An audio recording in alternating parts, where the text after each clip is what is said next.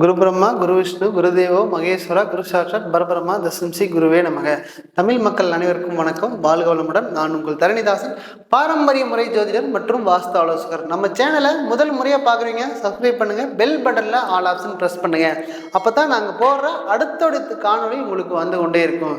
பாருங்க, தை மாத பலன் பற்றி இந்த வீடியோவில் விரிவாக பார்க்கும். ரிஷப ராசிக்கு ரிஷப ராசியில் உள்ள கிரக அடைவுகள் பார்த்தீங்கன்னா, உங்கள் ராசியில் குரு பகவானுக்கார், 5ஆம் இடத்துல கேது பகவானும், உங்களுக்கு 8ஆம் இடத்துல உங்களுக்கு புதன் பகவானும், 9ல் சூரிய பகவானும், 10ல் சனி பகவான் மற்றும் சுக்கிர பகவானும், 11ஆம் இடத்துல ராகு பகவானுக்கார். தை மாத கிரக அடைவுகள் பார்த்துட்டோம். இதுக்கு பலாபலன் பற்றி இந்த வீடியோவில் விரிவாக பார்க்க போகிறோம். அவர் எப்படி இருப்பார்னா, உங்கள் ராசியில் லாபஸ்தானாதிபதி உங்கள் ராசியிலே இருக்க போகிறாரு. லாபம் உங்களை தேடி வரக்கூடிய காலகட்டமாக இருக்கு. பாருங்க, எதையும் பண்ணாலும் ஜெயிக்கலான்னு ஒரு தன்மை இருக்கு. இருந்தாலும் கூட ரிஷப ராசிக்கு அஷ்டமாதிபதி குரு பகவான் உங்கள் ராசியிலே இருக்காரு. பாருங்க, கடந்த காலகட்டங்களில் தேவையில்லாத நண்பர்களால ஒரு பண மதிப்பு இழப்ப, ஒரு அவப்பெயர் கம்பல்சரி வந்திருக்கும். இல்லாட்டி பண மதிப்பு நிறையா நீங்கள் டேமேஜ் ஆகிருக்கும்.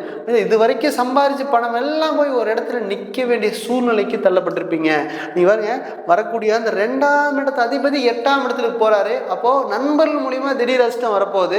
அது மட்டும் இல்லாமல் உங்களுக்கு முயற்சி ஸ்தானத்தில் 12ஆம் அதிபதி நிற்கும் போது நீங்கள் ஒரு டைமுக்கு 4 டைம் முயற்சி பண்ணால் மட்டும்தான் அடுத்த வேலை நடக்கக்கூடிய காலகட்டமாக இருக்கு. பாருங்க, வெளிநாட்டுக்கு முயற்சி பண்ணிங்கன்னா இந்த காலகட்டத்தில் மிக சிறந்த உகந்த காலகட்டமாக இருக்கு. ஏன்னா 11ஆம் இடத்துல ராகு பகவான் இருக்கும் பொழுது வெளிநாட்டு முயற்சி அப்படிங்கிறது நிச்சயமாக நல்லபடியாக வரக்கூடிய காலகட்டம். ஏன்னா ஒருக்கு 12ஆம் இடத்தில் இருக்கிற செவ்வாய் பகவான் அப்படிங்கிறது 3ஆம் இடத்துல இருக்கு. உங்களுக்கு 3ஆம் இடம் முயற்சி ஸ்தானத்திலே உங்களுக்கு 12ஆம் அதிபதி இருக்கிறதுனால நீங்க முயற்சியை மட்டும் பண்ணா போற, வேற எதுவுமே பண்ண தேவையில்லை. ஆனால் முயற்சியை ஸ்ட்ராங்கா வலுவா பண்ணக்கூடிய தன்மை இருந்தால் மேலும் மேலும் வளர்ச்சியை கொடுக்கக்கூடிய காலகட்டம். ஏன்னா நீங்க வெளிநாடு போகணுங்கிற எண்ணம் மட்டும்தான் மனசுக்குள்ள இருக்கு. ஆனால் கம்பல்சரி முயற்சி அப்படிங்கிறது சரியாக பண்ண மாட்டீங்க. வரக்கூடிய உங்களுக்கு தை மாதம் உங்களுக்கு பாருங்க, 4ஆம் இடத்து அதிபதியும் அப்படிங்கிறது உங்களுக்கு வந்து பார்த்தீங்கன்னா சூரிய பகவான். அந்த சூரிய பகவானே பார்த்தீங்கன்னா உங்களுக்கு 9ஆம் இடத்துல இருக்காரு. 9ஆம் இடம் அப்படிங்கிறது உங்களுக்கு பாக்கியஸ்தானம். அந்த பாக்கியஸ்தானத்திலேயே வந்து பார்த்தீங்கன்னா அந்த சூரிய பகவான் நிற்கும் பொழுது உங்களுக்கு என்ன மாதிரி பாக்கியம் வேணுமோ அது எப்படியோ வாரி வழங்கக்கூடிய தன்மையாக இருக்க போது. பாருங்க, அம்மா உங்களுக்கு நல்லபடியாக சப்போர்ட் பண்ணக்கூடிய காலகட்டம். அம்மா மூலியமா சொத்து வர மாதிரி இருந்துச்சா அது உங்களுக்கு அப்படியே பர்ஃபெக்டாக வாரி வழங்கக்கூடிய தன்மையாக இருக்க போகுது. அம்மா உங்களுக்கு உடல் ஆரோக்கிய சம்பந்தமான பேச்சுகள் நல்ல முன்னேற்றத்தை கொடுக்கும். இல்லை அம்மா வழி சொத்து இருக்குது, அதை பிரிக்க வேண்டிய காலகட்டம்னா இந்த தை மாதம் பிரிச்சிங்கன்னா அது எந்த டேமேஜும் இல்லாமல் உங்களுக்கு வர வேண்டிய பங்கு மிக சிறந்த வரக்கூடிய காலகட்டமாக இருக்க போகுது.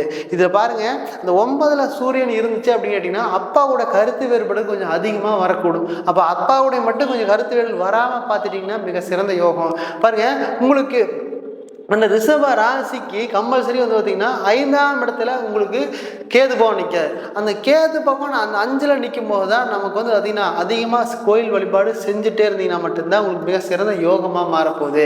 ஏன்னா இந்த கேது பகவான் அப்படிங்கிறது ஒரு ஞான காரகன் அப்படின்னு சொல்லலாம். அது 5ஆம் இடத்துலையே வந்து நிற்கும் போது தான் நீங்கள் பார்த்தீங்கன்னா கோயிலில் போன கடவுளே சாமி எல்லாரும் நல்லா இருக்கணும், நானும் நல்லா இருக்கணும், அந்த மாதிரி பொது நலமாக தான் வேண்டக்கூடிய தன்மையாக இந்த ரிஷப ராசிக்கு இருக்குது.